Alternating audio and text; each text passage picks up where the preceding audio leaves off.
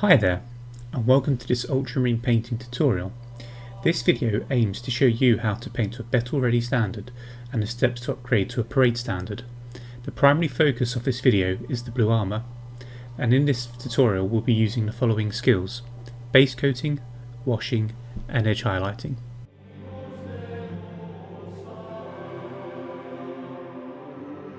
This model was initially primed using Halford's black primer and left for 24 hours to cure. I start with base coating the model in Macragge blue, and I'm using an army painted dry brush for this, and as you can see I'm not very neat. This is my preferred method of base coating when painting multiple miniatures at the same time, which can also be known as batch painting. Whilst base coating, I'm making sure that the model gets an even coverage while ensuring that none of the details are getting clogged. I do this through fast brush strokes. This process took about 2 coats to achieve a nice base coat. Please note that you should wait for the paint to fully dry before applying another coat, as you don't want to pull the pigment from the model, which causes horrible stains which are difficult to remove. Also, if you choose to do this method, I would recommend not using your best brushes, as this could cause some wear and tear.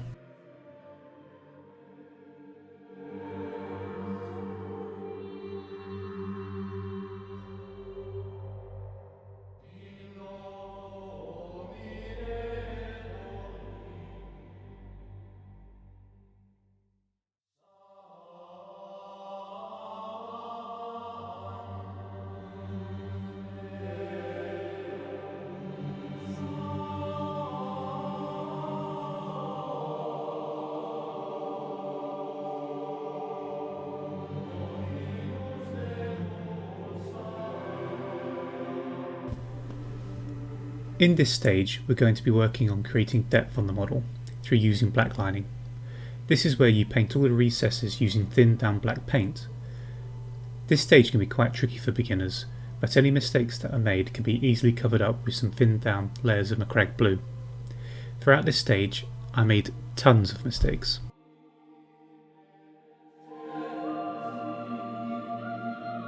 I recommend you take your time on this stage. This is the most time intensive part of stage 1.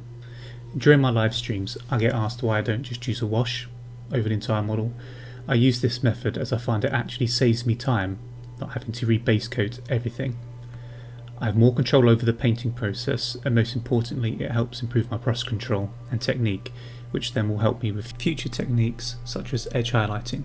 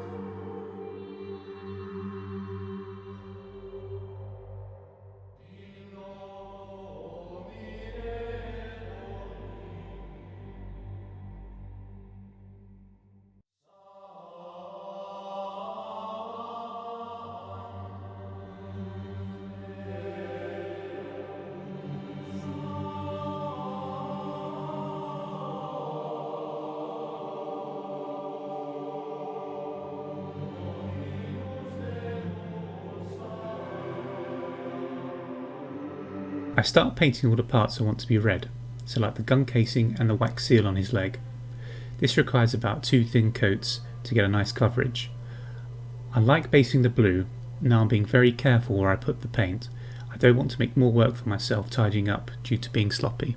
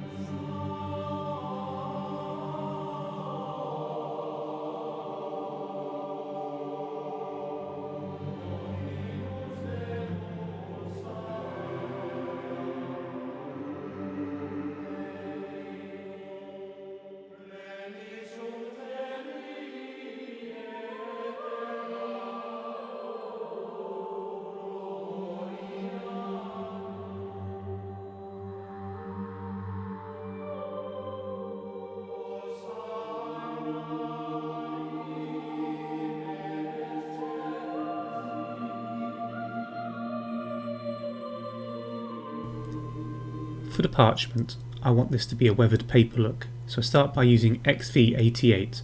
I find that when using creams or off-whites, I prefer to work from browns, so this base colour can be used as shadow during the highlighting stage.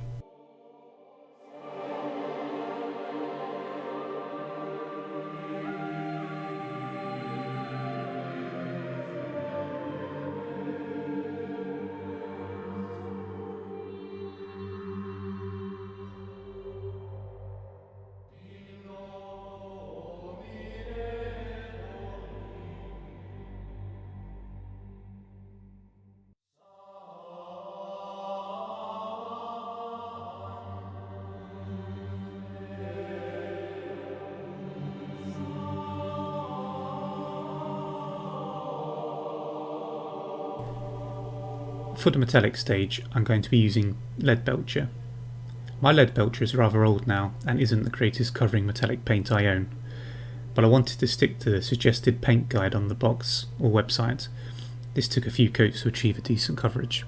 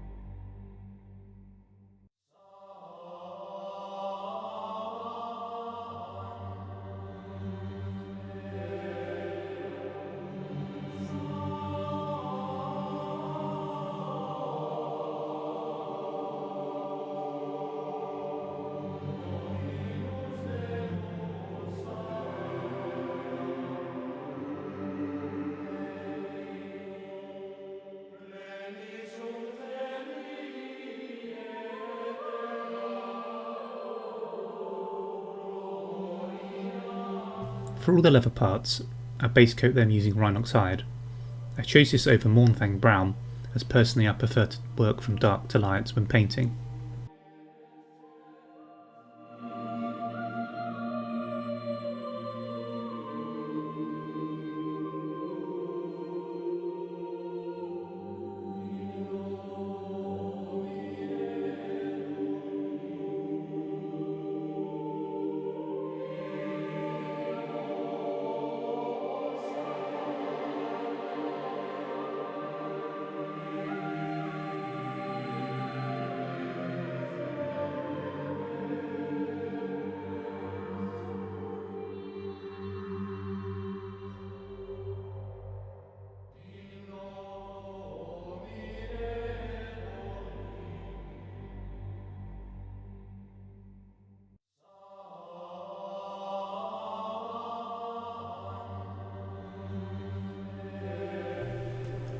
During this stage, I also paint brown all the parts I want to paint gold. This helps with coverage and also gives a nice darkish undertone to the gold, or if the coverage is poor or in a hard to reach area, it can look like it's already shaded.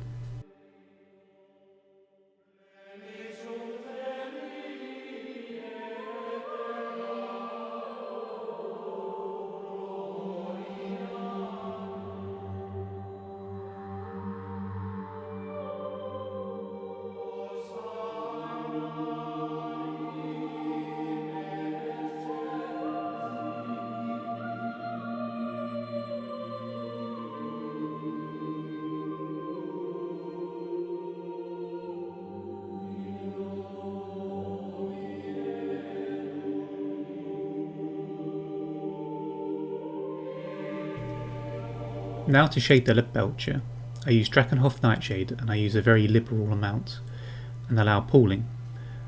I like my metals to have a bit of colour to them, and the blue provided by the wash could emulate sort of like a reflection of the blue armour.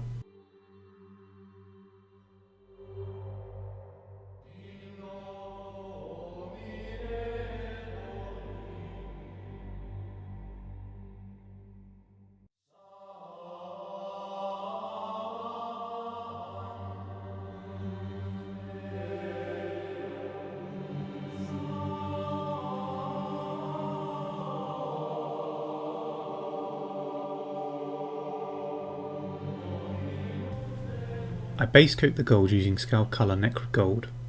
The gold parts of this model are the gold trim of the shoulder pads and the Aquila. The shoulder pads being gold I believe signifies belonging to the second company, so this part is actually optional. When painting this, I hold my brush to a slight angle rather than painting with the tip. This ensures that only the raised parts are being hit with the gold, while leaving the recess nice and dark. This takes 2 coats to get good coverage.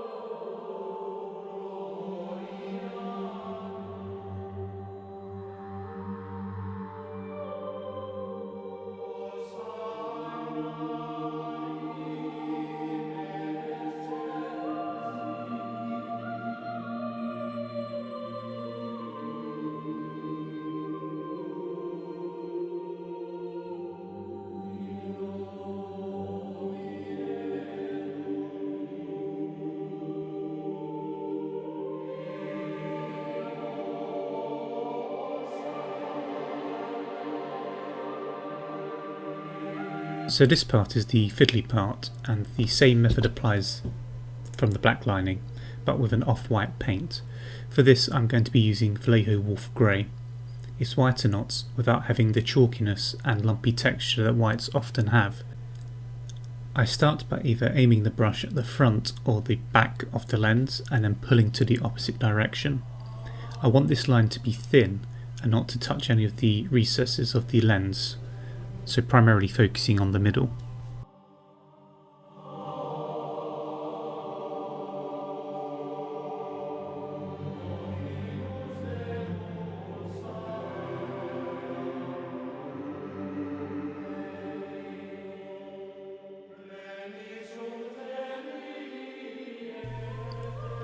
Now I wash the gold using Guilliman flesh. I load up my brush and move it around, ensuring even coverage.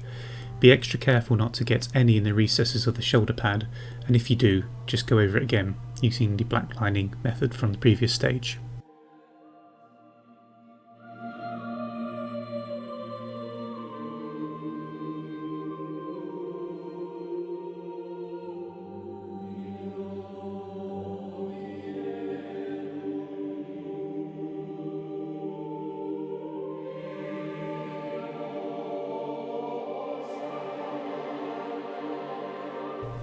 I highlight the parchment using Rakarth flesh. This is my go-to paper colour. It covers really well and isn't chalky or lumpy.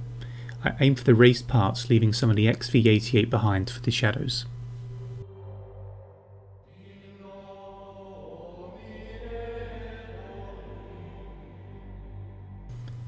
So this is stage 1 complete. It has depth and the detail is nice and sharp. The only thing missing is the red lenses.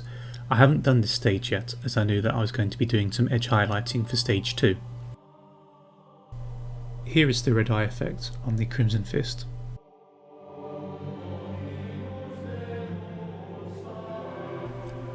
In this stage I'm going to be highlighting all of the blue armour. You can find this style all over the Games Workshop box art. This isn't my natural way of painting, so I'm also learning whilst painting this. The first highlight we use is the Calgar blue. We aim to highlight every edge with this paint. It does take quite a while, but with practice it should take you under an hour to finish this stage.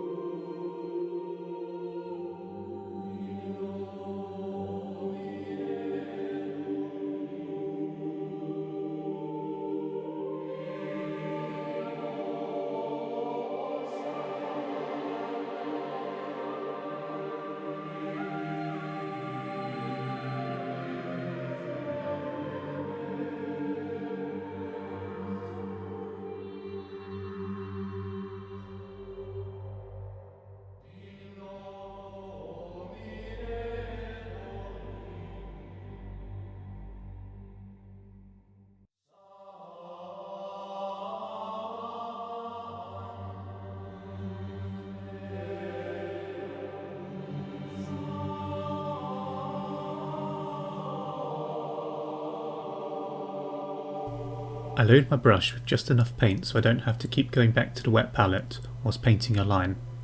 I am more comfortable with working with little lines than rather long singular lines. Find out what you are most comfortable with and use that style of lines. I recommend you have a set process when edge highlighting a model.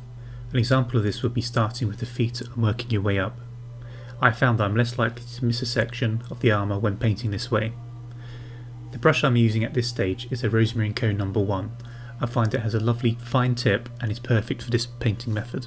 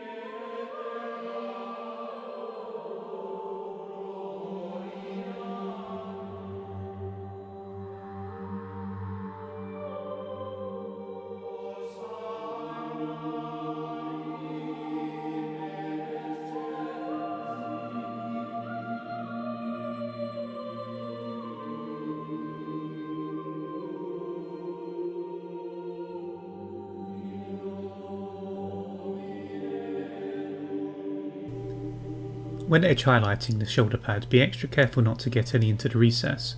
If you do, just go over it again with the black. During this highlighting stage, if I made a mistake, I fixed it there and then rather than waiting to the end of the model.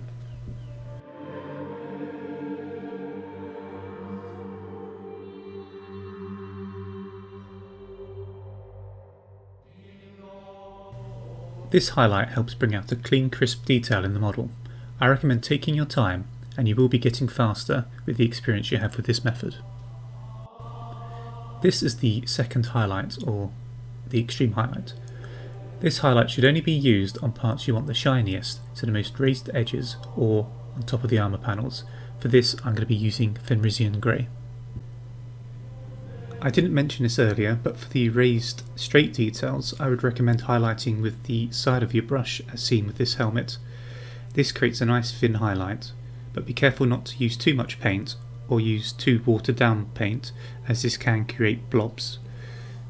It's a bit trial and error with finding the right paint consistency, but as the same, any mistakes will be fixed using the original base colours or highlights.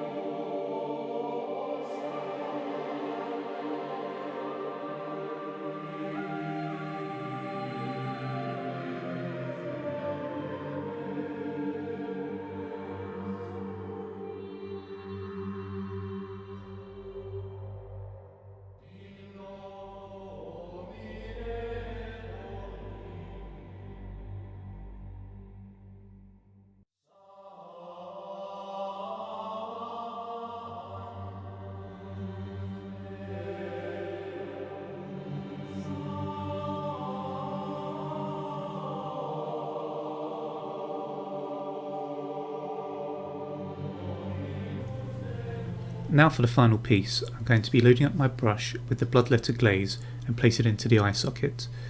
You want to drown the lens for this effect to work. It looks very harsh once it goes on, but once it dries it creates a very effective and very easy to replicate glow.